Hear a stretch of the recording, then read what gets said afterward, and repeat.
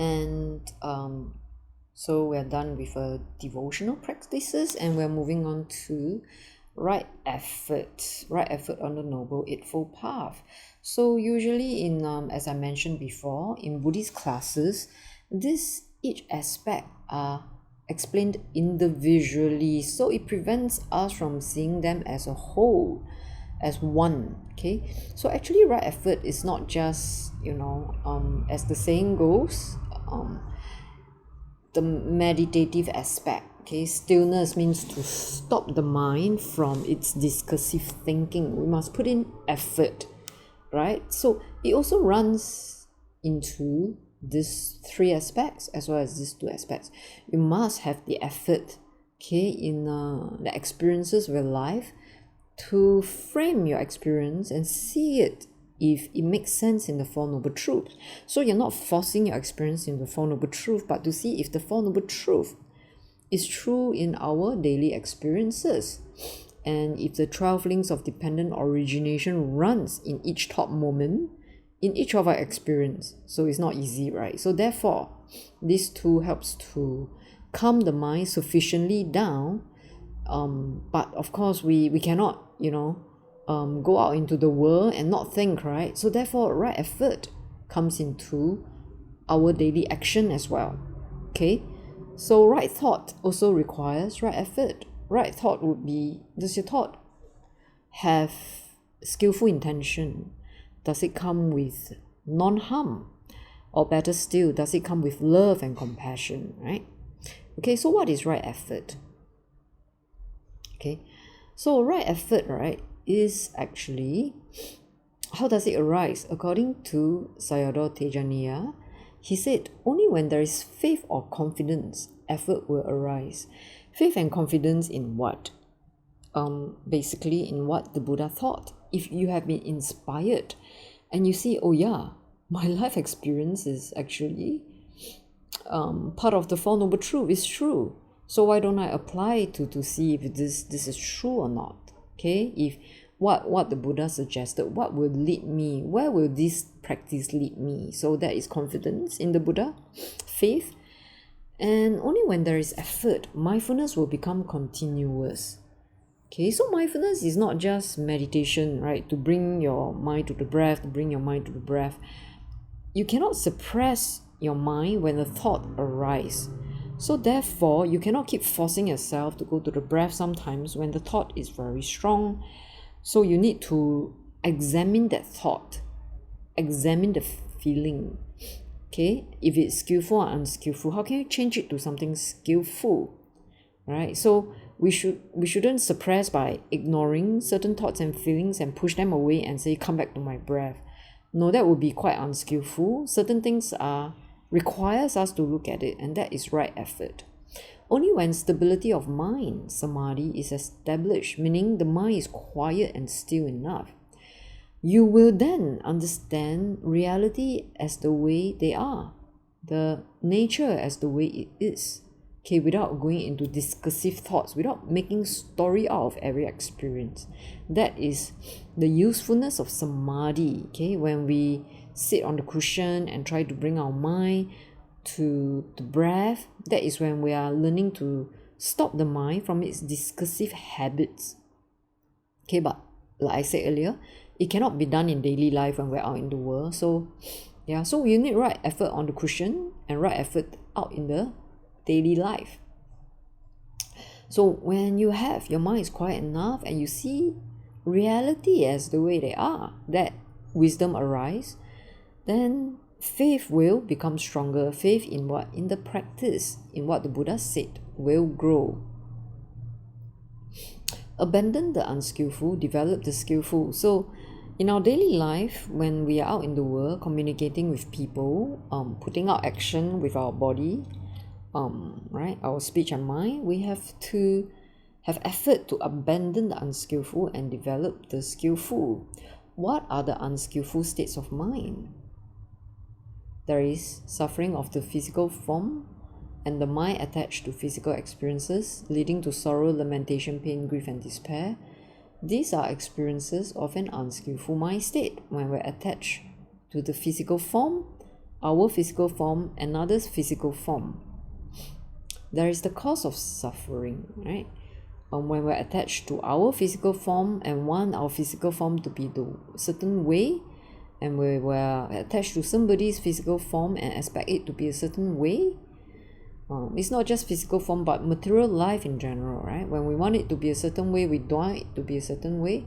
It causes the unskillful states of mind, which encompass these three states: greed, hatred, and delusion. Okay. So when we abandon greed, hatred, and delusion, we develop the skillful. And the Buddha said, develop the skillful. It is possible. Because it is possible to develop what is skillful, I say to you, develop what is skillful. If it is not possible, if this development of what is skillful were conducive to harm and pain, I will not say to you, develop what is skillful. Meaning, when you successfully develop the skillful states of mind, you will naturally be happier.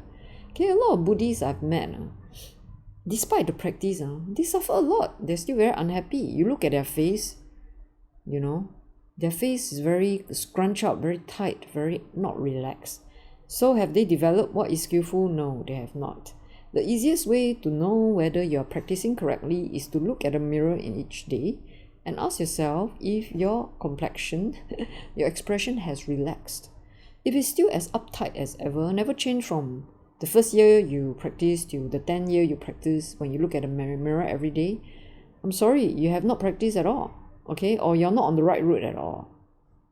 So what are the skillful states of mind? Right? Skillful is when we are not so hung up, not so uptight, not so clingy to our five aggregates, which is the body, the feeling, perception. Perception will be our impression, right? Our first impression of someone, okay? Or our impression of someone in general, that's perception. Or impression of things, or thoughts. And body consciousness, the sense consciousness. When we're not so attached to the information these five things give us, because they're not permanent anyway, then there is that opening up, okay, to what? To letting go of these five aggregates, to experience contentment, understanding, and love, which are the opposites of greed, hatred, and delusion. That is experience of a skillful state of mind. And when we experience a skillful state of mind, how did we get there? We got there because we have taken time through the years we're practicing to put effort in reflecting on our experiences rather than making quick opinions about our experiences. Okay, so we reflect on things instead of rebelling immediately to protect ourselves, okay, which we will do that very often because the ego always wants to live, it doesn't want to die. It will jump in to create hatred or anger, right? That is the ego, right? And then when you blame and when you thank others and you blame yourself, that is also the ego playing tricks on your mind. And you haven't noticed that, then you're not really practicing the Eightfold Path correctly. Understanding, okay, through right effort. Okay, we make effort to understand our minds. To befriend the mind.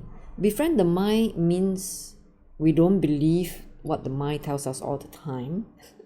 Befriend the mind means every time the mind comes up with negative states, we have compassion for this discursive mind, this untaught, untrained mind that has been running wild all the time without our realizing it. When you arise right effort, the first time you realize it, you might tear because you have seen how suffering your mind is, or our minds are. It's discursive state. It's habitual tendency to run towards the negative. It's habitual tendency to defend or to destroy to defend for the self, destroy others, or to destroy the self as a spite towards others. Right? And when you come to the understanding of this mind, how it behaves, actually the mind runs like a cassette tape in a rewind mode. If you like a music, you keep replaying, right? That's what the mind is. If you notice its habitual tendencies in making you suffer, then you will start having compassion. That is when you have understanding. Okay, because love or compassion comes from understanding. Okay, when we try to abandon wrong view and to come into the right view, meaning we stop creating stories of our experiences or other people's experiences or your children's experiences. Instead of making a story, we see as it is in the frame of the Four Noble Truths and in the frame of the four foundations of mindfulness. Because this the Four Noble Truths, the four foundations of mindfulness, okay, quiets our mind down and help us examine reality as it is, so that we're not caught up again by the same story. So one tries to abandon wrong intention and to enter into right intention. That is one's right effort. Meaning, if at any time you are self-bashing yourself or you are bashing someone up, okay, because right, you feel you need to protect the self or you need to kill the self because in order to make someone feel guilty, you bash yourself up, right? Then you know, oh, that is anger, that is not right intention. How can I have compassion to myself and this situation? Okay, that is right effort. Okay, because then you're trying to move your mind into skillful intention that does no harm to yourself nor to another. So one tries to abandon wrong speech and enter into right speech. That's right effort, right? So refrain from lying or mental chatter. You know, you may be very good at telling the truth, but your mind is always mental chattering. And all this mental chatter does not ensure you're telling the truth to yourself, even though you think you're not lying, right?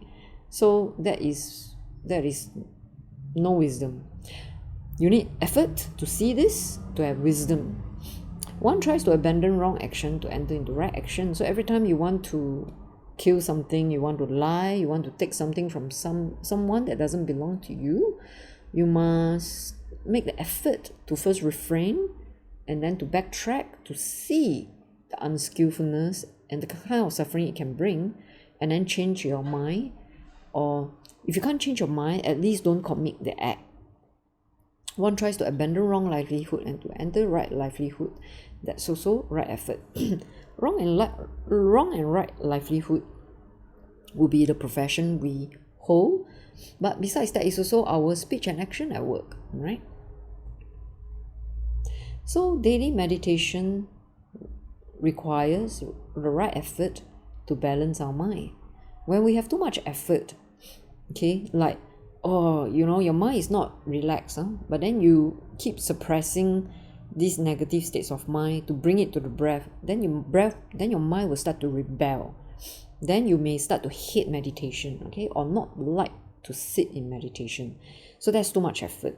Okay, when there's too little effort, right, where your mind is very tired, and then you keep saying, okay, today I will not meditate because my mind is tired, and then tomorrow you repeat the same thing and the same thing, then the effort will decrease to become no more effort to sit on your cushion every day or to go into daily life to see if the Four Noble Truths is real, it makes sense in your experience. When you stop doing that, you don't make an effort in critical thinking, in self-reflection, right? Then your mind will become very lazy, you won't do anything at all, right? You let the mind go, you don't watch its intention, and then greed, hatred, delusion will just appear and appear, right? So balancing the mind, okay, is like playing a musical instrument. If the strings are too tight, the music sounds bad. If the strings are too loose, you can't play anything. So it must be just right, okay? Same as your effort, okay? So that's all for right effort. Thank you for listening in.